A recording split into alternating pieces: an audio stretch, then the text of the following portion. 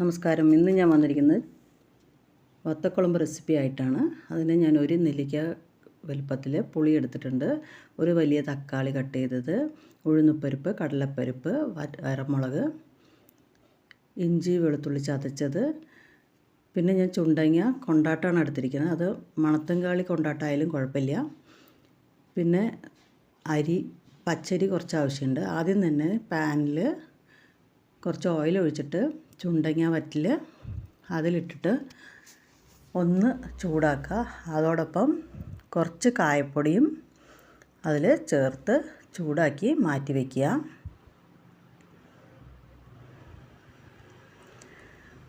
പിന്നെ വീണ്ടും പാൻ അടുപ്പത്ത് വെച്ചിട്ട് അതിൽ കുറച്ച് ഓയിൽ ഒഴിച്ച ശേഷം ആദ്യം തന്നെ 1 സ്പൂൺ ഉഴുന്നുപരിപ്പ്, 1 സ്പൂൺ കടലപ്പരിപ്പ്, 1 ടീസ്പൂൺ ഉലുവ, 1 ടീസ്പൂൺ കുരുമുളക്, 1 ടീസ്പൂൺ ജീരകം എല്ലാം ഇട്ടിട്ട് ഒന്ന് ചൂടാക്കുക.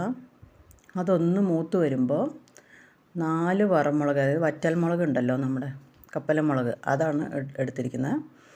അത് ഇട്ടിട്ട് ഒന്ന് ചൂടാക്കിയിട്ട് ഇതിലേക്ക് നമ്മളെടുത്ത് വെച്ചിരിക്കുന്ന ആ 1 സ്പൂൺ പച്ചരിയും കൂടെ ഇട്ടിട്ട് നന്നായി പച്ചരിയൊക്കെ ഒന്ന് മൂത്ത് വരുന്നവരെ ഇളക്കുക.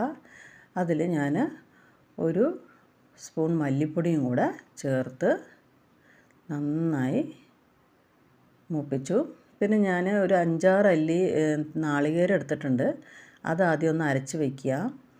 അത് പീസായിട്ട് ഞാൻ എടുത്തിരിക്കുന്നത്. നാളികേരം ഇടണ്ടെന്നുള്ളവർക്ക് ആവശ്യമില്ല.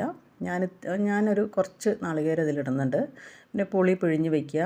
എന്നിട്ട് വീണ്ടും ഈ വറുത്ത മസാലയൊക്കെ നമ്മൾ ഒന്ന് മിക്സിയിൽ അരച്ച് വയ്ക്കണം. അതേപോലെ തേങ്ങയും അരച്ച് വയ്ക്കുക. ചട്ടി ചൂടായ ശേഷം എണ്ണ ഒഴിച്ചിട്ട് അതിലേക്ക് കടുക് ഇടുക.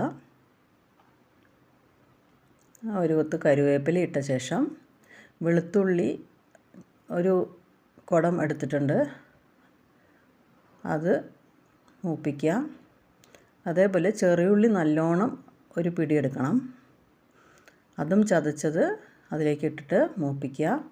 ഒരു വലിയ തക്കാളി എടുത്തിട്ടുണ്ട്, അതും അതിനോട് ചേർത്തിട്ട് മൂപ്പിക്കുക. ഒരു 1/4 ടീസ്പൂൺ മഞ്ഞൾപ്പൊടി ചേർത്ത് പാകത്തിനുള്ള ഉപ്പും ചേർത്തിട്ട് നന്നായി ഇളക്കി കൊടുക്കുക. എന്നിട്ട് ആ പിഴിഞ്ഞ പുളിവെള്ളം അതിലേക്ക് ഒഴിച്ചു കൊടുക്കുക.